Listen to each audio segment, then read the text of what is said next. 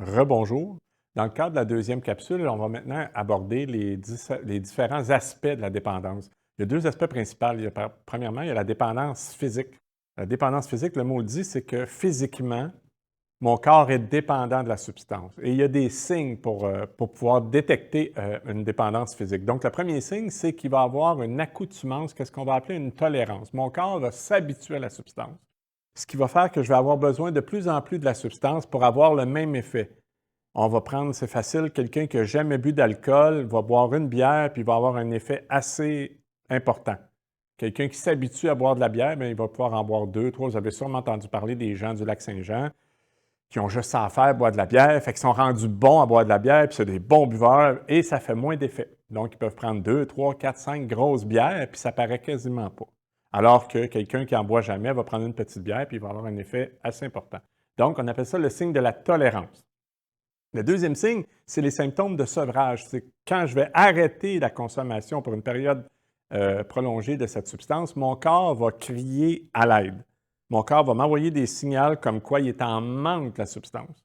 Donc, je vais avoir des symptômes de sevrage qui peuvent aller des tremblements, des maux de tête, des crampes intestinales, des crampes musculaires, de la transpiration, des tremblements. Vous connaissez tous un peu sûrement l'alcoolique qui est en sevrage d'alcool va trembler, va transpirer beaucoup. Donc, il y a des symptômes d'ordre physique que mon corps m'envoie pour me dire « Hey, je manque de la substance ». Donc, ça, c'est les deux signes principaux pour la dépendance physique. Il faut savoir que ce n'est pas toutes les substances qui vont développer une dépendance physique.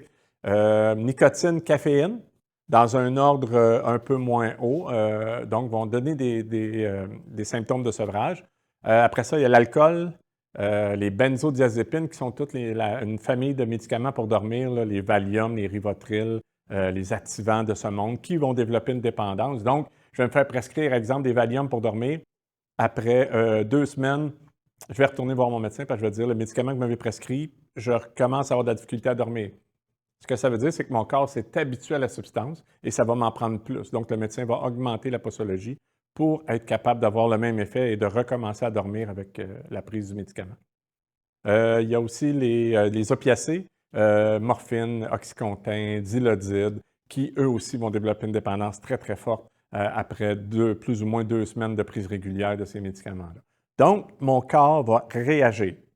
Mon corps va être en manque quand je vais arrêter la substance et il va vouloir en avoir toujours plus pour avoir le même effet. Donc, ça, c'est la dépendance physique. Pour ce qui est de la dépendance psychologique, c'est très intéressant à ce niveau-là. Le premier signe pour savoir s'il y a une dépendance psychologique, c'est que j'essaie d'arrêter, j'essaie de contrôler ma consommation et j'y arrive pas.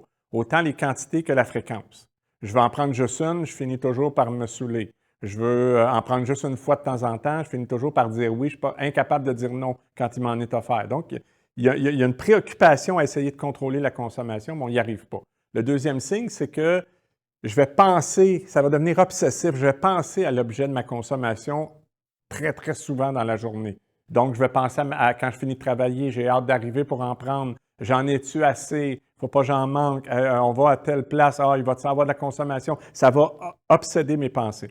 Le troisième signe, c'est que je vais tranquillement délaisser des activités que j'aimais beaucoup pour la consommation.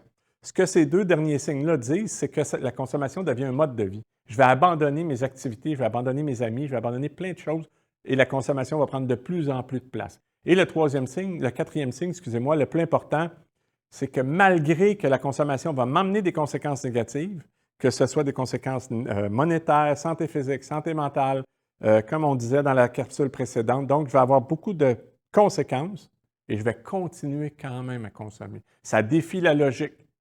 J'ai des brûlements d'estomac, j'ai des ulcères d'estomac causés par la prise d'alcool et je vais continuer à boire quand même. J'ai eu un ivresse-sommeil, 2 ivresses-sommeils et je vais continuer à consommer de l'alcool quand même. Je vais faire une psychose à cause du cannabis, je vais faire une deuxième psychose et je vais continuer à consommer quand même. J'aurai plus d'argent, je vais avoir des gros problèmes d'argent, je vais continuer à faire de la consommation de cocaïne quand même. Vous voyez un peu le principe, c'est que malgré les conséquences, donc les 4 signes d'une dépendance psychologique, perte de contrôle, devient un mode de vie, la consommation devient un mode de vie, et j'ai une très, très grande difficulté à arrêter de consommer malgré les conséquences négatives que ça m'apporte.